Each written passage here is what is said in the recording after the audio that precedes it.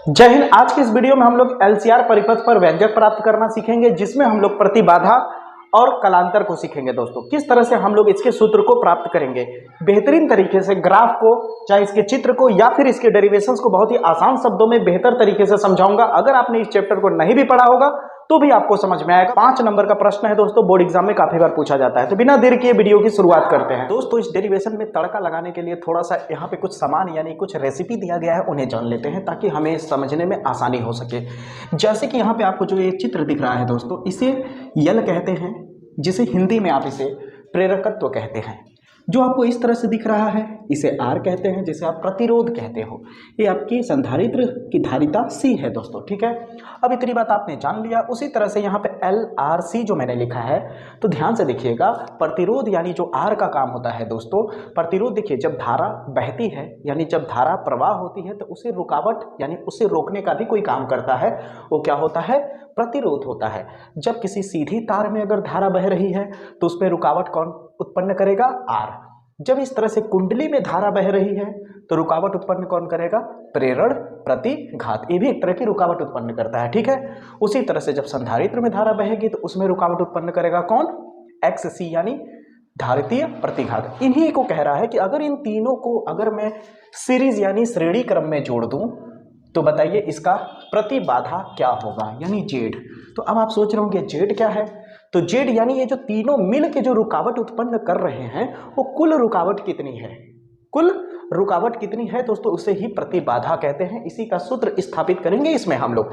तो सबसे पहले समझिए, ये मान लीजिए हमने वोल्टेज दे दिया, अल्टरनेट करंट है यानी एसी, ठीक है, जिसे V इक्वल टू मैंने V note sine omega T कर दिया है, ठीक है। यहाँ पे एसी करंट का सिंबल होता है, ठीक है दोस्तों।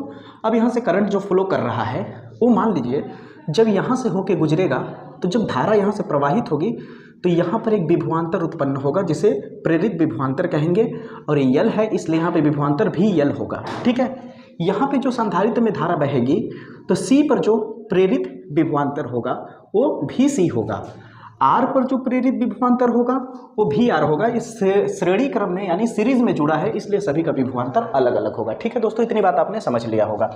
अब यहाँ पे जो प्रेरित विभवांतर उत्पन्न हो रहा है, यहाँ पे यल का जो प्रेरित विभवांतर होता है वो 90 डिग्री पर अग्रगामी होता है, यानी ऊपर की तरफ 90 डिग्री पे।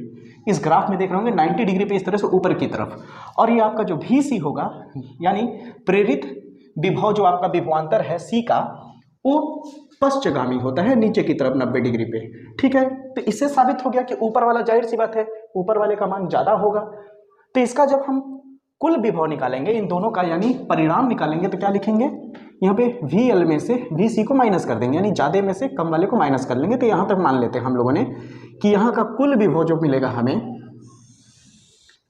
ये कुल विभव है, इसका परिणामी विभव, ठीक है।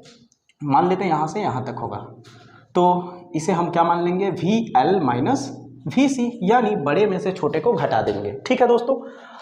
और यहाँ पे जो इसका प्रेरित विभवांतर है वो भी आर है, ठीक है। चलिए, तो यहाँ से अगर मैं एक इस तरह से लाइन खींच दूँ तो यहाँ पे जो आपको कोण दिख रहा है इसे मैं फाई कहूँगा। ये फाई कोण जो होगा दोस्त, भी और आई के बीच का क्या होगा? वो कलांतर होगा। क्या होगा दोस्तों? कलांतर। इतनी बात आपने समझ लिया होगा। अब यहाँ पे जब मैंने इस तरह से स्ट्रक्चर बनाया तो यहाँ आपको दिख रहा होगा ग्राफ में कि एक ट्रायंगल बन रहा है। वो ट्रायंगल क्या है दोस्तों?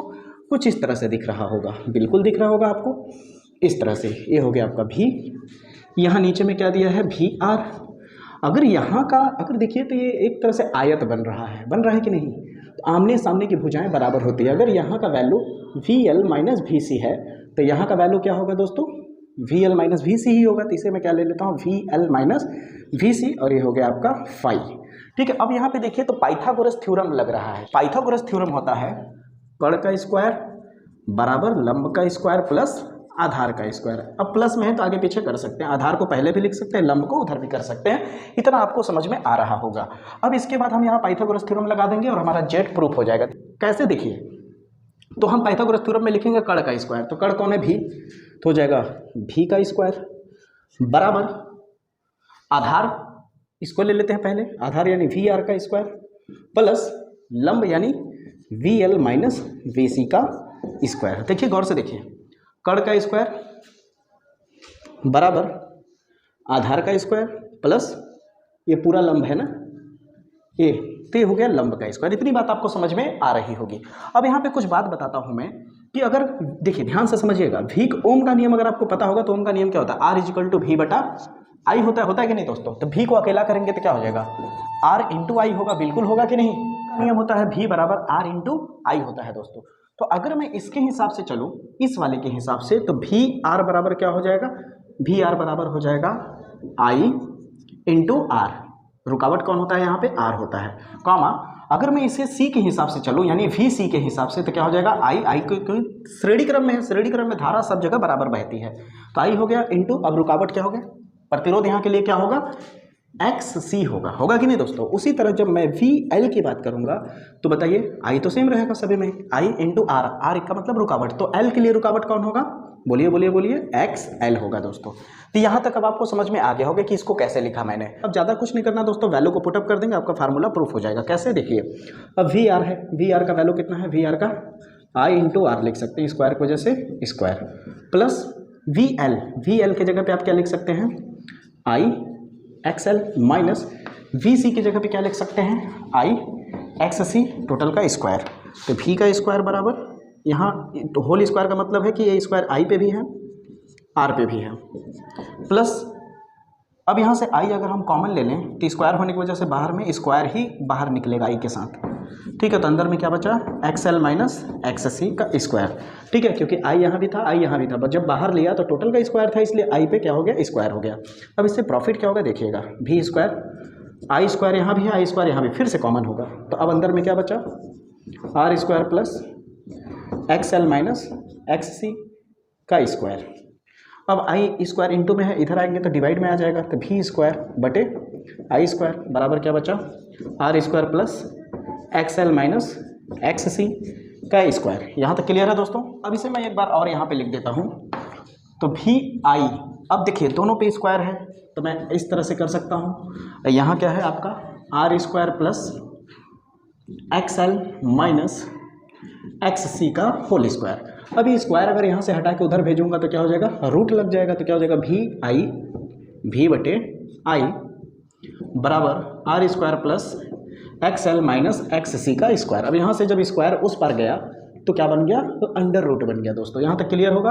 अब वी बटे आई को आप यहाँ पे लिख सकते हैं, जहाँ आप वी बटे आई को आप जेड लिख सकते हैं। पूछेगा ऐसा क्यों, तब प्रति बाधा होगा दोस्तों, क्या हो जाएगा, जेड प्रतिबाधा, इसका मतलब है इसकी कुल रुकावट, इसकी कुल रुकावट। तो इस पूरे को हटा के हम क्या लिख सकते हैं, जेड बराबर R square plus X L minus X C का स्क्वायर। यही हमें प्रूफ करना था दोस्तों, या इसे आप चाहो तो ऐसे भी लिख सकते हो, जेड बराबर R square plus X L को आप चाहो तो यहाँ पे मैं लिख देता हूँ, यहाँ पे आप एक्स एल को चाहो दोस्तों तो ओमेगा एल लिख सकते हो, और एक्स सी को चाहो तो 1/ओमेगा सी लिख सकते हो। तो यहाँ पे एक्स एल को हम क्या लिख सकते हो, ओमेगा एल, माइनस एक्स सी को चाहे तो क्या लिख सकते हो, 1/ओमेगा सी लिख सकते हैं, ऐसे भी लिख सकते हैं, ठीक है दोस्तों। अब बात यहाँ तक आती है कि ये तो प्रूफ हो गया, प्रतिबाधा आपने प्रूफ कर लिया। कभी कभी आपसे क्या पूछ लेता है, कलांतर पूछ लेता है। क्या पूछ लेता है, कलांतर, कलांतर यानी फाई। अब कलांतर कैसे निकाला जाता है, देखिए कलांतर का फार्मूला क्या होता है, देखिए सबसे पहले आप tan फाई लिखिए, ठीक है, क्या लिखिए, tan फाई। अब यहाँ पे जो मैंने ग्राफ बनाया था, ग्राफ में कुछ इस तरह से था, आपने देखा था, मैंने मिटा दिया, यहाँ फाई था, यहाँ पे क्या था दोस्तों, आपका वी एल माइनस वी सी था कि नहीं, और यहाँ पे क्या था बताइए, वी आर था, यही था ना। तो tan थीटा में क्या होता है, लंब बटे आधार होता है, तो ऊपर वाला लंब हो गया वी एल माइनस वी सी बटे नीचे वाला क्या हो गया आपका आधार यानी वी आर। अब यहाँ पे tan उधर भेजेंगे तो क्या हो जाएगा, फाई बराबर क्या हो जाएगा, tan inverse V L minus V C बटा वी आर। यही इसका क्या हो जाएगा दोस्तों, कलांतर हो जाएगा। देखा कितनी आसानी से मैंने आपको इसका डेरिवेशन समझा दिया। उम्मीद करता हूं दोस्तों आपको बहुत ही बेहतर समझ में आया होगा। इसे आप जरूर प्रैक्टिस करिएगा, क्योंकि ऐसे क्वेश्चंस बोर्ड एग्जाम में बहुत बार पूछे जाते हैं। मुलाकात होगी अब अगले वीडियो में, तब तक के लिए जय हिंद।